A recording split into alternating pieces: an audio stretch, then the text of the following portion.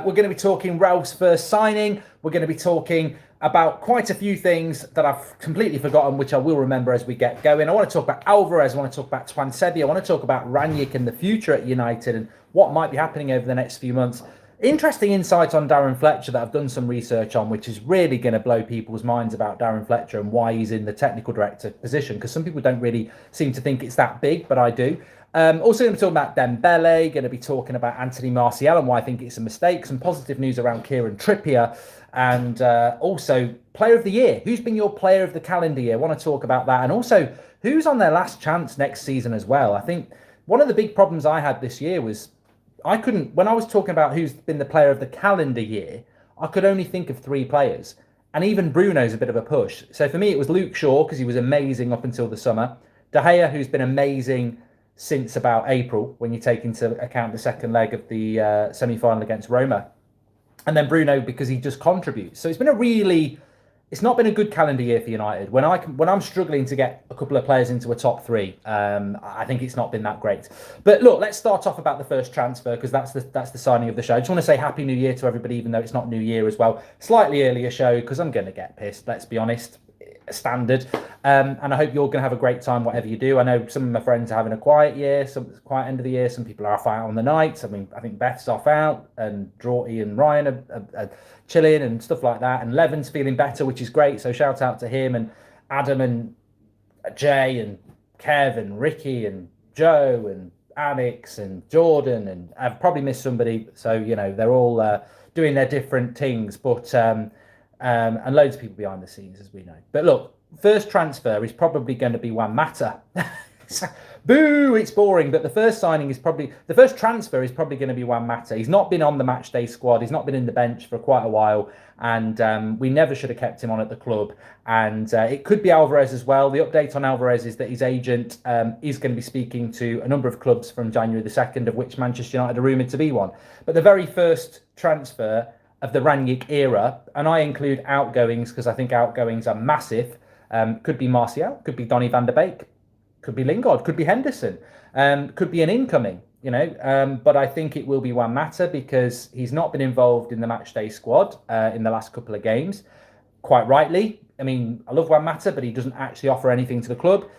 Could be Twansebi going to on a loan, but I don't really count that. But look, Mata never should have been kept out at the club. I mean, this to me is an example of failure at Manchester United, which still worries me, which we'll touch on a little bit, whereby we just make bad decisions. And Juan Mata was out of contract last July the 1st. He could have just gone for nothing. We never pay him a wage again. We've paid him 6 months of wages on probably a minimum of £100,000 a week. So £400,000 a month, times that by 6, quick maths, is 2.4 million. So 2.4 million paid out by Manchester United to a player that's done nothing and should have been let go. So, Mata does need to move on. And I hope he goes and retires in Spain and enjoys the last of his career. So I hope that does happen. That may well be the first transfer. Probably not the one you want it to be, but that could well be the first transfer. Incomings, I'm very intrigued by this Alvarez thing. Still very much reliant on Argentinian and South American journalists. Nothing really being picked up from Romano or the European journalists, or certainly not the UK journalists, which makes me think this is his agent just pushing the story. But I think that with Alvarez, it wouldn't surprise me if we did do something, but I'm probably 80% sure that we won't do anything, because it just doesn't seem to fit in with United, and it feels very much like we are just being used to generate interest. Much the same as Ousmane Dembele. I know Adam did the show about Ousmane Dembele before. What a mistake that would be to buy Ousmane Dembele from Manchester United. No doubt he's a fantastic player on FIFA, but in real life, he's got issues. He's got massive injury issues, and we've seen with Cavani. Cavani's a fantastic player, stroke world-class player. Probably is a world-class player.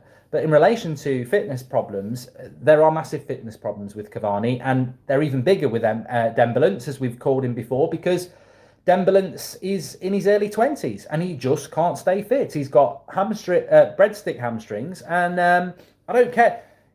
If something's free, I remember my granddad saying this to me, if something's free, it doesn't make it good. And, that's basically what I'm saying about Dembélé. It's like, just because he's free doesn't make it good. Why is he free? So I wouldn't go anywhere near that at all. Anything on a defensive midfielder? I will be taking some of your questions. And Darren's just said we need a defensive midfielder. We've been linked to quite a few. There's a lot. It is the priority. It is the priority for Manchester United, which makes Alvarez, as we mop up him, probably highly unlikely. Now, the only reason Alvarez is being mentioned is because we're being linked to him quite heavily, and also Martial's about to leave, and Cavani probably does want to leave. I just want to say on Anthony Martial, I'm not going to talk about Martial for very long. I like the idea of Alvarez. He is sort of in the vein of an Aguero and a Tevez. He presses. He's an attacking player, and we certainly would like a player like that. But I watched the game last night, like many of you did as well, and I was just thinking, in the last 20 minutes, I was like, Cavani's not actually in this game. And look, bear with me here. Big hands, bear with me. How nice would it be to bring in Prime Martial? Now, Prime Martial and the reality is worlds apart, but imagine if Martial was engaged with Manchester United and playing well. I think bringing Martial on for the last 20 minutes last night in place of Cavani would have been perfect, because Anthony Martial actually works really well in the front too. But it's not going to happen. He's not in the matchday squad yesterday. He is going to leave. But I think we will look back on the removal of Martial from this team, and it will be highlighted as another bad bit of business by Manchester United. We have spent around £50 million on Martial. We've not paid all of the add-ons to Monaco, but we have paid about £50 million for a 19-year-old. And in his mid-20s, we're letting him go on loan halfway through the season and probably not going to get that much money for him when he's got over 2 years left on his contract. No one wants to buy him, which is exactly what our tables just said there. No one wants to buy Anthony Martial. And this is therefore bad management by Manchester United. I disagree with Martial leaving Manchester United in January to go on loan to somebody else to rebuild his career. I disagree with it. And I think it's a mistake. And we will see what happens. And people were saying, well, it's not a mistake. We need to move him on. Move him on in the summer. Move him on in the summer where there'll be a lot more interest in him. I think between now and the end of the season, and I'll probably get shot down for this, I think Martial offers us more value in the front two positions than Marcus Rashford. So I would personally keep Martial at the club and say to him, we're playing with the front two. Cavani's injury prone. We've got loads of games to play. COVID is still a risk. I will get you game time in the front two. But I'm probably in the minority there. I think letting Martial go on loan when he's in his mid-20s and was valued at £60 million 2 years ago, letting him go on loan to benefit somebody else, to me, I think it's low-key stupid. Welcome to Members Club, Glenn Chaplin. Really appreciate that. And Rashford fans incoming. Look, I'm a fan of Marcus Rashford. We're going to talk about Rashford in a minute. I think he's a player going into next 2022.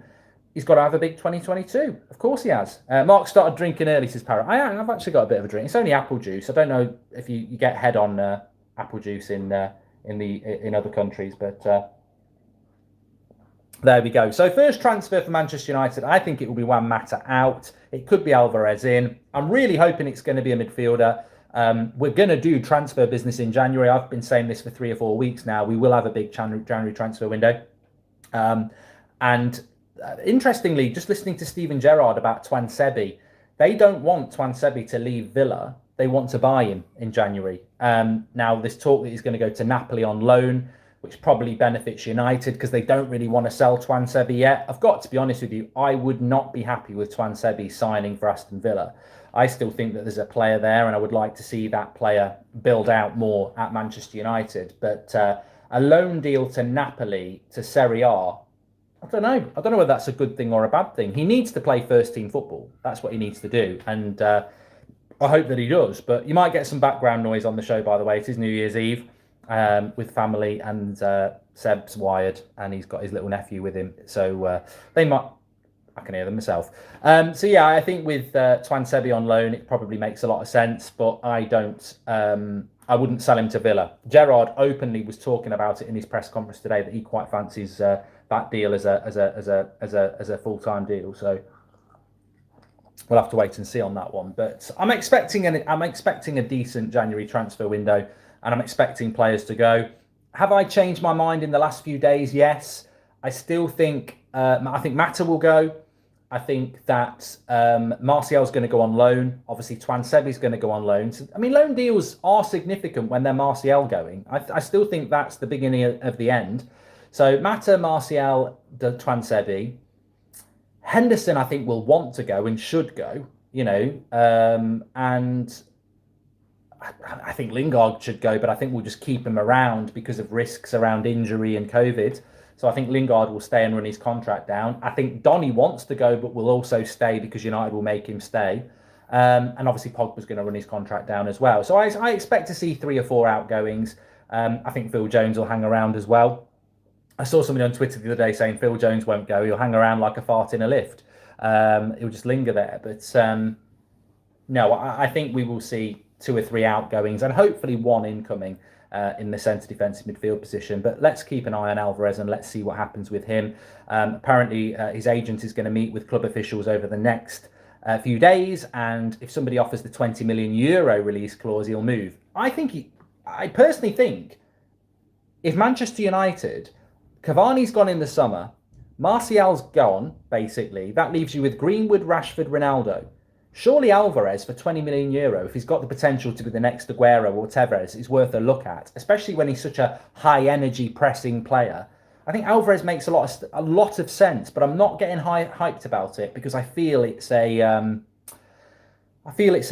agent paper talk, but he makes a lot of sense. And it's funny, I was talking in the United Stand chat group today, and I said, if we did get Alvarez, Rashford's screwed because you've got Alvarez, Bruno, Sancho, Greenwood, Ronaldo, 5 attacking players, all of which are very good creative players. I mean, I was watching the game back this afternoon, and Mason Greenwood, I think I gave him a 6 last night. I'd probably push it to a 6.5. I don't know what we're doing with Mason Greenwood, but some of his switching of the play and passing, which you would expect with a guy that's been likened to Van Persie, he's got a wand of a left foot. If he can finish like he can finish, he can switch the play and pass like he can. I don't know what we're doing with Mason Greenwood. I personally think he's got the potential to be one of the best finishers England's ever produced, and therefore I want him in and around the penalty box. But we seem to be turning Mason Greenwood into this, we're developing all parts of his game, which is never a bad thing, but I do like the idea of Ronaldo as the right-sided striker and Greenwood as the left-sided striker. But I think what Rangnick's doing with Greenwood is he's trying to get him to appreciate creativity. And what better way to appreciate creativity than to take them away from the goal? So when Greenwood's getting the ball now, because he's playing in a number 10 or wide position, he can't necessarily shoot. So he's got to think about being creative. And if that works, then you could basically put him up front and he'll have that creativity with him. Rob says, you're spot on about Martial. It's a no-brainer. Thank you very much, Rob. And I figured out a way to hit my super chats now. So if you want to do super chats, you can do. Smash a like on the video. Alvarez from Ajax is junior. And Greenwood's too selfish, which is exactly why we're playing him a little bit deeper. I do rate Kessie, David Knowles. I don't propose to go through every midfielder that we could sign, but I think we do need to sign a midfielder without a shadow of doubt. Some good news on Kieran Trippier, by the way. Newcastle full steam ahead with him, and Manchester United not interested. To me, this is great news. Nothing against Kieran Trippier. I don't actually think you're a very good right back anyway, in the sense that Manchester United should be buying the best. I don't think you're one of the best right backs in England. I sincerely don't. But Solskjaer was full steam ahead on getting Trippier last summer. It didn't quite happen. And I think it's one of those deals where we'll look back and go, thank God that didn't happen. So Newcastle going for Trippier. He's 31 this year. He's probably the 6th best English right back. Newcastle, I think, is his level. Maybe an Everton's his level. I don't think he's a Man City or a Liverpool or a Chelsea right back, so I don't know why United were looking at him in the first place. I like what Rangnick's doing with Delo. I like a lot of things that Rangnick's doing, by the way. I've got to say, I do like a lot of things what he's doing. For everything that he did yesterday that people weren't sure about, he still rested Varane. He said, I'd rested Varane because last time he came back too soon and he got injured. So I didn't want him to play another 90 minutes. He dropped Rashford, he didn't play him for a minute. He's not using Lingard, who hasn't signed a contract. There are low-key things that Rangnick is doing that I quite like. And I certainly like what he's doing with Delo. And I think the way forward for United is Delo and Wan-Bissaka. Maybe Maybe in the summer we look at buying a right back. I personally would be looking at Tariq Lamptey. I think that's the sort of player United should be looking at, and I think that's the sort of player Rangnick would advise United to look at. Somebody who's looking at their first big contract, second big contract. Lamptey's what United should be looking at, not somebody who's going to be 31 who's looking to come and retire at Manchester United. We've got enough of those types of players. So I'm happy that we're not linked to Trippier. All the best to him at Newcastle, but not for Manchester United. And yes, I agree with Joanni. I would double swoop Brighton straight away, like you know, what do they call them? The Seagulls. Call me the Golden Eagle. Call me Gold Eagle. I would swoop down on them Seagulls, and with one claw I would take Lamptey, and the other claw I'd take Bissaka. I wouldn't claw them. I'd just caress them, and I'd fly back to Manchester, drop them into Carrington, not from a great height, from a reasonable height, and say, Rangnick, Merry Christmas. I would love it. I'd swoop in and take the pair of them. And I think United would be a very different team instantly if they had Basuma in the midfield and Tariq Lamptey fighting for the right back position. Liam says, Happy New Year, Goldbridge, from a Cardiff supporter. So drowning my sorrows, have a good one, says Liam V. Yes, Happy New Year to everyone. We're just having a bit of a New Year's Eve chat here. It's flying by. So yes, Trippier going to Newcastle by the look of it. Now, let me just talk about this. I got a bit of interaction from what I said on the morning show about Ralph Rangnick and how the next few games and weeks are pivotal. And I'm not going to talk about the next few months. I'm talking about the next few days and the next few games and the next few weeks. And a few weeks for me is 3. They're pivotal. Now, I have a theory with Manchester United that we need a reset, a hard reset, which is basically rip up the past and in with the new. Nobody's reputation matters. I'm resetting the club. When you reset your router or you press the reset on your TV or your computer, it wipes everything and it's brand new. That's what United need. What United have done is they've not done a reset, they've done a restart. So, you know, on your computer, when you shut it down, you know something's wrong with your computer, and people say turn it off and start it up again. When you next turn your computer off, shut down, it will say restart, which is much quicker because it doesn't properly shut down. I feel like United are doing a restart under Rangnick. It's like, yeah, you are in charge, but you might not get the full-time job. We're going to give you Fletcher and Phelan, who are part of the previous regime, and we'd also like you if you just keep everybody happy.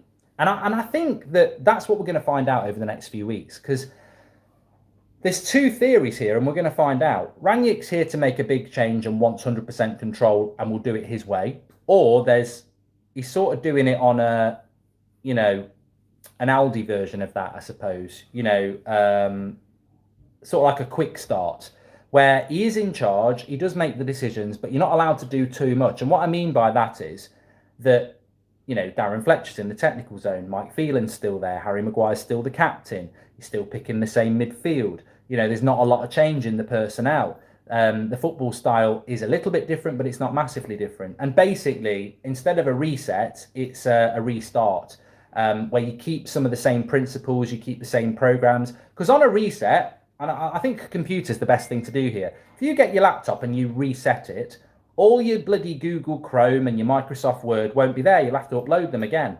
with the settings you want. If you do a restart, they're all still there. And I think with United, we're going to find out what's actually happening. My fear is that United have just said, come in and do the job for 6 months. You haven't got any money to spend. You've got to work with Fletcher and Phelan, and don't upset the apple cart. We're basically looking at a morale boost. And that would mean you don't drop Maguire, you don't take the captaincy off him, you don't mess around with the midfield too much. You use the players that you've got and you try and get top 4.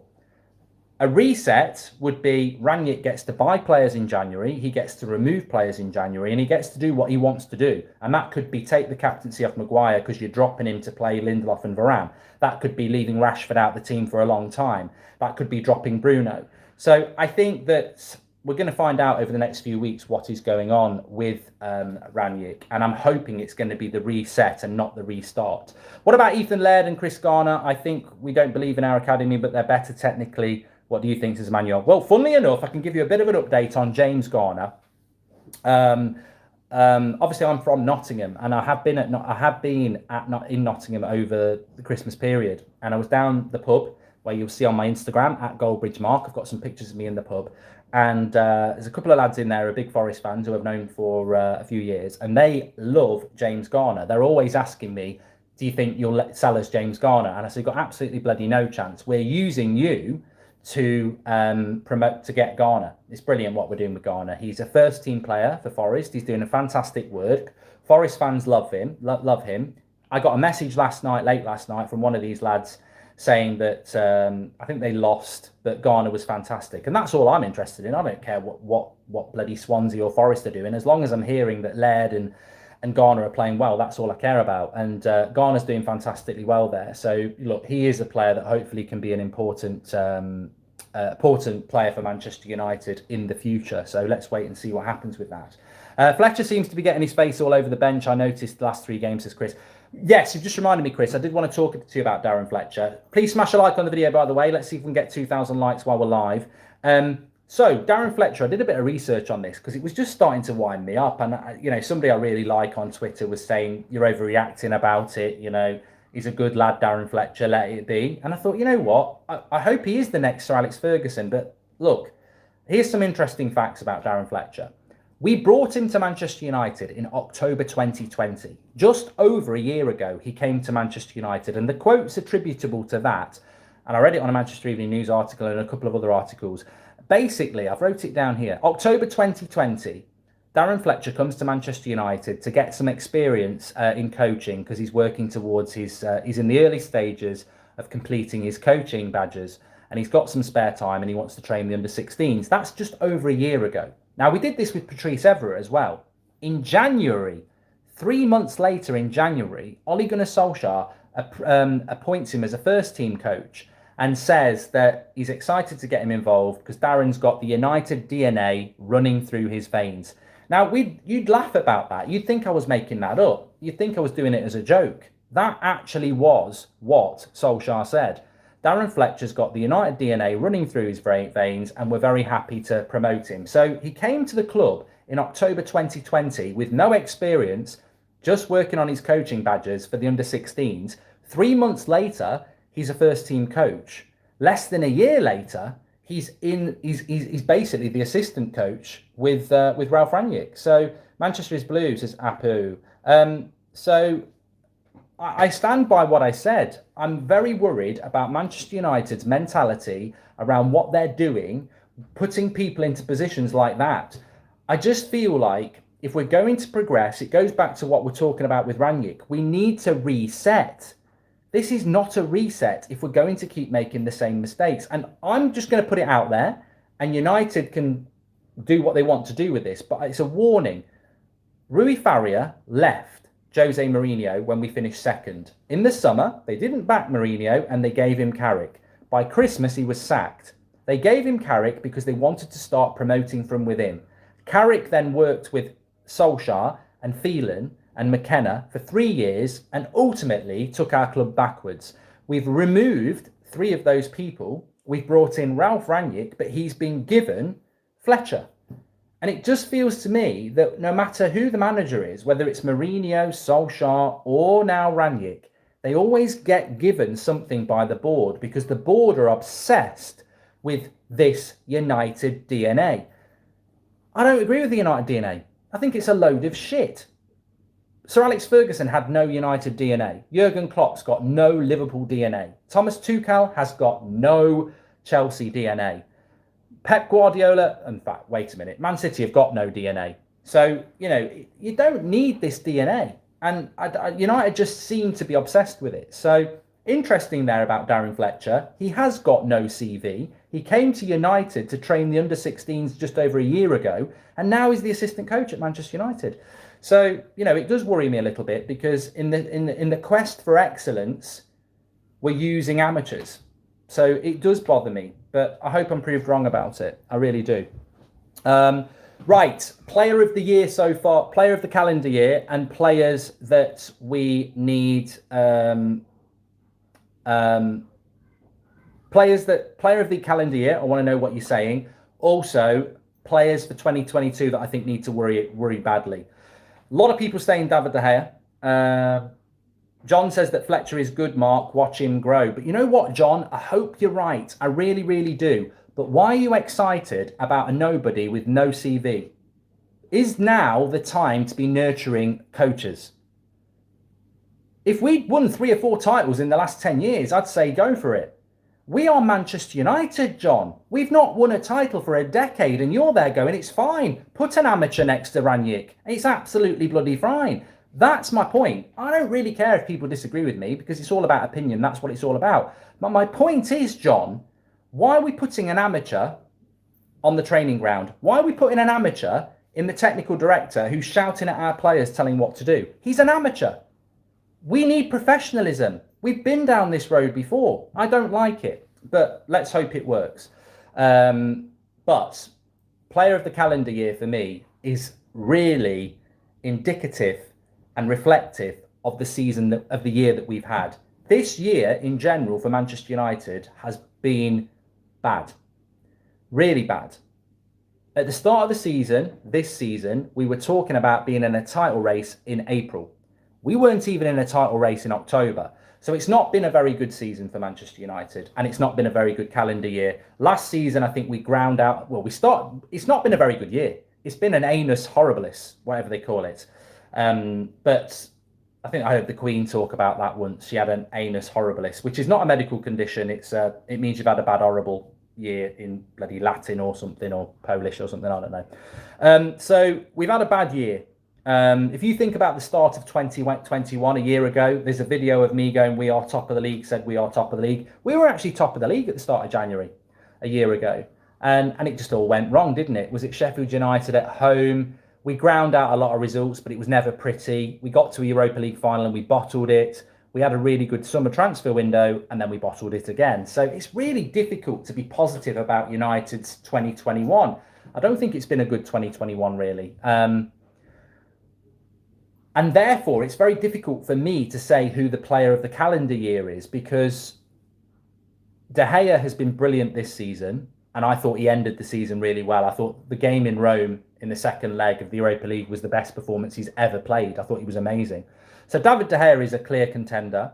I thought Luke Shaw between January and the summer was one of the world's best left backs. So I put Luke Shaw in there. Happy New Year, Goldie and all, says Smart Money. Thanks for the super chats tonight, by the way. Thank you very much, Smart Money. We can read those out if you want to do them.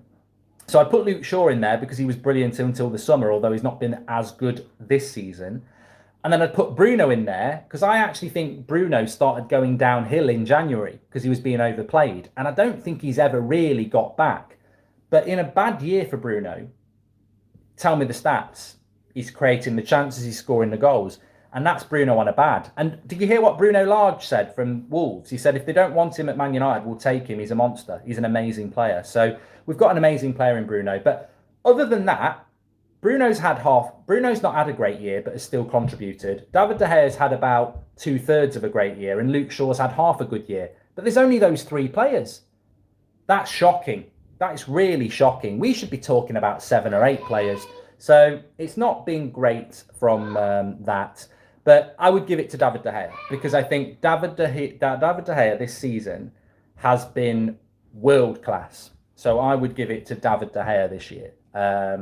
But it's, you know what, call a spade a spade. Every United player, every United coach, every United board member should be looking at that and having the same conversations with themselves and saying, it's a real struggle to call that a good year. It's a real struggle to name 3 players that deserve player of the calendar year. We might have achieved, we might be number 1 on TikTok, we might have loads of social media interactions, you've probably made a shitload off Ronaldo, and maybe that makes them happy. But on the pitch, it's not been great. De Gea can't be player of the year. He was instrumental in our failure in 2021 with his Europa League calamity. This purple patch doesn't change it, says Rash. I think you're talking out your arse, Rash, but you know, you're entitled to. Ethan Laird needs to be looked at, especially at right back. He's a contender for Championship Player of the Year. David, I'm very excited about Laird and I'm very excited about Garner. And they are exactly what loan players should do. Chelsea have been doing this for years and we've been really slow at this. I personally think we should be doing this with Hannibal, Alanga and a few others. Get them out on loan and get them having experience. Where are the new appointed people by Ralph? I don't find them on the pitch, says Ram. I think they're sat next to him, to be fair. So yeah, I would give it to David De Gea. Now, the next thing I want to talk about is 2020. Are there a selection of players that you think are going to have a big 2020, and are there some players that you think need to? Now, I might, Ryan T, cheers. I might be in the minority here, Ryan, but I don't know why I'm talking to Ryan. It's because he said cheers. I might be in the minority here, but I'm going to give you 3 Manchester United players that I think have to have a massive 2022, not 2020, a massive 2022. And I think they're in trouble. And I think I've seen, let's start off with Harry Maguire. Harry Maguire is posted today. Thanks for everyone who's been with me, supporting me, and this, that, and the other. It feels to me like Harry Maguire, every post he does, and I know he's not doing this on purpose, but every post Harry Maguire does now, I don't look at the comments because he's getting pelters. And it almost feels to me that the only way you can be nice to Harry Maguire at the moment is by being sympathetic. Oh, he's the United captain. I like Harry, this, that, and the other. We have a captain of Manchester United now whose only positivity towards him is sympathy because he's getting so many pelters. So I think Harry Maguire is going to have a big year at Manchester United. And the reason I mention that is that, look, you can be valued by the club, whatever. If you're not valued by the fans, you're in trouble. I can go back to 30 years ago, 20 years ago, 10 years ago, and I can give you names from each era of that where players ultimately ended up not being United players anymore because the fans didn't trust or respect them. And I think there are a few Man United players who are in that position now whereby if they don't improve massively, they've almost lost the fans. You can win them back. Of course you can win them back. I mean, look at what happened with Scott McTominay yesterday. He had a good performance, one performance, and he was appreciated. And that's what's not an agenda. It's not an agenda when you can appreciate a good performance. Now, what I would say about McTominay very, very quickly is, if you are now saying that McTominay is the right midfielder for Manchester United, you're an idiot. He played very, very well last night, but it's one performance in about 20 when he's been shit.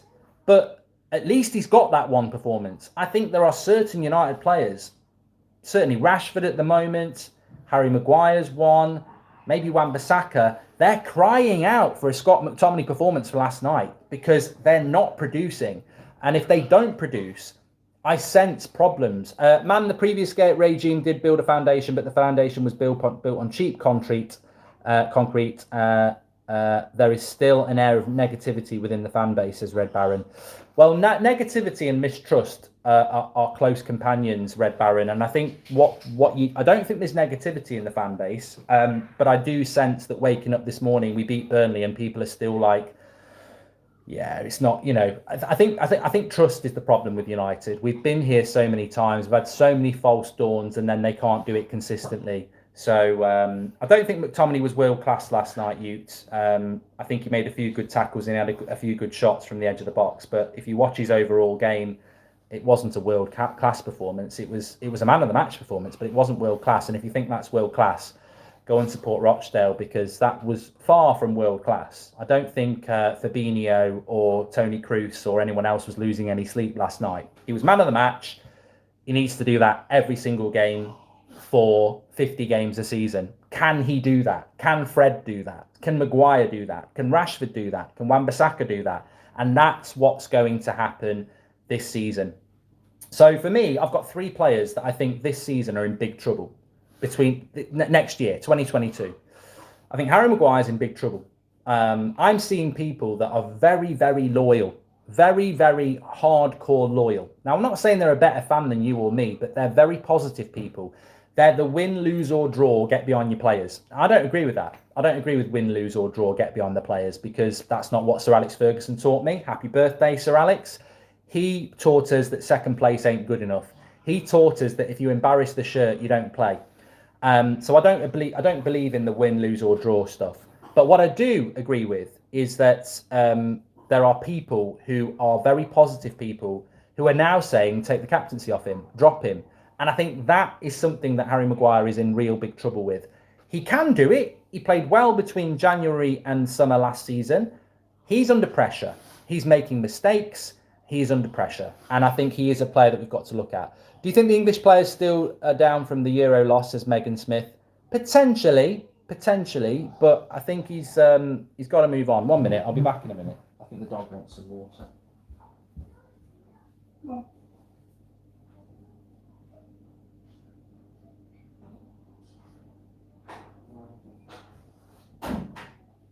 It's one of them Peppa Pig dogs. I don't know what you call them. It's like a bulldog, but it's small and it's got a big nose. So I think Harry Maguire's a player that's... If I was Harry Maguire tonight, I'd be concerned. Maybe he's not. Maybe he's arrogant enough to think I'm the captain, I know best, or anyone else who criticises me as an idiot. Maybe he's like Romelu Lukaku. But I think Maguire's definitely a player that is under a lot of scrutiny. And I think almost for Harry Maguire, because it's year 3...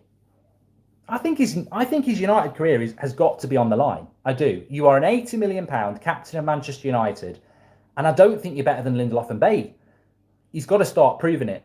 And so Maguire's a player that's on the line. I think Wan-Bissaka's career is on the line. He's almost like a different version of Harry Maguire, because he came in at the same time. £50 million. Are we getting a £50 million right back at the moment? I like Harry Maguire, and I'm a big fan of Wan-Bissaka, but both players, for me, have been here long enough now that you can't just keep going, oh, they'll be all right on the night. They've got to start improving. So it's a big 2022 for Wan-Bissaka, more so for Maguire. And then the third player, how is Rangnick going to have the flexibility of implementing his style with freedom of experimentation whilst also grinding for top 4 like Ollie did, says Rash. Very difficult job Rangnick's got. And the third player for me, in a very different way, is Marcus Rashford. Now, I was talking about Marcus Rashford down the pub a couple of days ago, and with a couple of United fans down in just outside Bath, actually. I was visiting some family, and they came up to me and spoke to me, and we were talking about Rashford. And I think sometimes people speak to me and they just, because they think I'm quite blunt, they decide they're going to be more blunt. And one of them said, I love Rashford, but he's no footballer, he should go and be an MP. And I was like, that is very harsh to say that. I actually think he's a good footballer, but and he's fantastic work off the pitch. But I think he's got a massive 2022. But in fairness to Rashford, I think he's the one I'm most confident about turning it around. I can see Rashford scoring goals again. I can see Rashford being an important player again. But at the moment, if I didn't know what Rashford had done over the last 4 years, imagine Rashford was 18 and just breaking into the team. I'd say he's never going to make it. That's how bad his form is at the moment. So Marcus Rashford, again, is another player in 2022. So they're my top 3 players that I think have got to have a big 2022. Otherwise, I think in a year's time, they may not all be gone, but I certainly think we'll be talking about them going. We're screwed next year when all our actual boilers who can play transition football like Martial, Pogba and Van der Beek leave. We'd be stuck with mediocrity, says Julian S. I do want to just say that about Julian. As we end 2021 and we walk into 2022, are you confident that we're going to end up with a good 2022? And I suppose for me, I'm just being realistic here. I'm just going to be a realist. I think if anything, if United have taught us anything over the last 8-9 years, it's that they're a money-focused football club run by people who continually make mistakes. And that's being nice.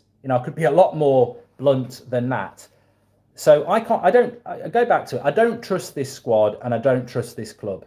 So if you're asking me to predict what 2022 is going to hold, I look back a year ago and I wouldn't have predicted 2021 was going to go the way it did. We were top of the league and we ended up not top, bottling a Europa League final and ending the season ending the year sacking a manager with another interim in charge.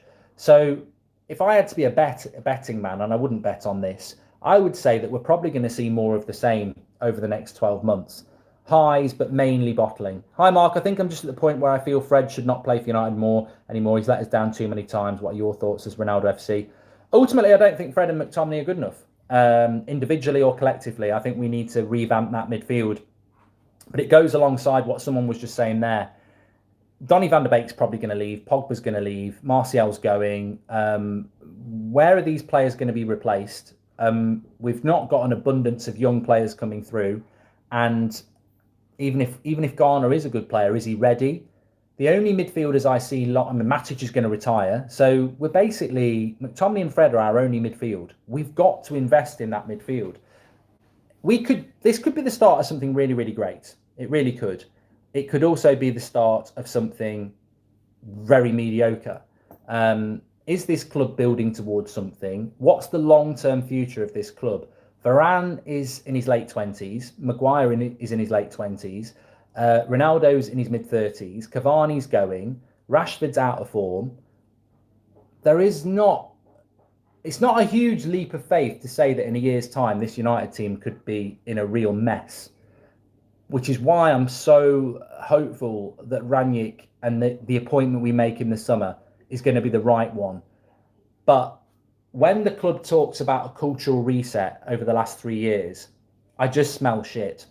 Because I actually think for all the money they've spent over the last 3 years and all the structure they've put in place, they're going to have to spend a lot of money to rectify the problems. I think Pogba should be allowed to go. I think it would be a waste of money to give him a new contract because I think he's injury prone. I don't think he's worth 400k, and I think he's coming towards the end of his career. I think Lingard should be allowed to go for the same reason, although he's not injury prone. I don't see what the future is of Manchester United, but I know under Ralph Rangnick, he builds future teams. He likes players on their first and second contract. So I think it's going to be a very interesting year, and I think it could go one of two ways. It's either going to be progressively good, or it's going to be consistently what we've seen before. I think the board is the real problem. Of course it is. And I do look at that squad and I see Sancho, Greenwood, Bruno, and I get excited. I look at Hannibal Mabry, Jimmy Garner, and a few other young players, and I think, we've got some cracking players coming through. But then I look at the Harry Maguires and, the Wan-Bissakas, the Marcus Rashfords, the Scott McTominays, the Freds, and I think it's going to go one or two ways with them. They're either going to continue being what they've been for the last year, or they're going to have to improve massively. And therefore you end up with question marks. Recruitment's going to be very important, and removal of certain players is going to be very important. So I go into 22 with hope, but I also go into 22 realistic. I won't be making any predictions about we're going to win the Champions League, we're going to be fighting for the title next season, we're going to win the FA Cup. I think all those things are pie in the sky at the moment. The first thing we need to do is something we've not done for probably 3 years, is find an attractive style of football that we can be proud of, and then build it out into a squad of 20 players that can play that style of football and make us competitive again. We need an identity. We're lacking an identity. And you go back to what the previous manager used to speak about whenever he bought anybody or brought a coach in. They've got the United DNA running through their veins. What does that bullshit even mean? What does the United DNA actually mean? Why did nobody actually ask the question, when you say United DNA, what do you mean? Because United DNA to me is attractive, risk-taking, attacking football that results in a very exciting end to the season where you're going for the biggest prizes. Well, we haven't done that, and we're not doing that. So I don't want to hear about DNA. I want to see an attractive, risk-taking style of football with 20 players that can play it. And if we can get to that position and work to that position over 2022, I think it will be a very good year for Manchester United. And I think Ralph Rangnick is certainly the sort of person that can do it. But he's got to be given the freedom to do it. He must be able to reset. Hello? Hello, you. Oh, I'm talking to people. I'm actually live. I'm actually chatting now. Oh, I want to go out. See you later. I want my monster truck. I'll get it. That's not actually Seb. That's Max. Welcome to Max on the United stand. So, yeah, that's what I'm thinking. It's not Seb. But it's a time for giving. It's a time for receiving. That's Christmas. No, New Year's a time to go to work. And that's why I was saying this morning, I think we're going to find out about Rangnick, whether it's a reset or a restart. A reset, turn it all off, brand new start, everything's new. And in a reset, you drop Rashford, you drop Maguire, you buy you build. And those players who get dropped either improve or they don't come back in the team.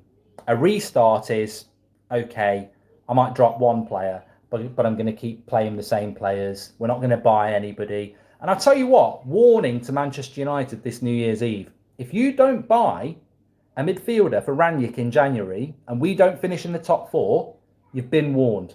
Spurs and Arsenal aren't here just to piss about. We are not playing the football that makes me confident we can finish above them. And how are we going to do that? Where's the spark to improve that?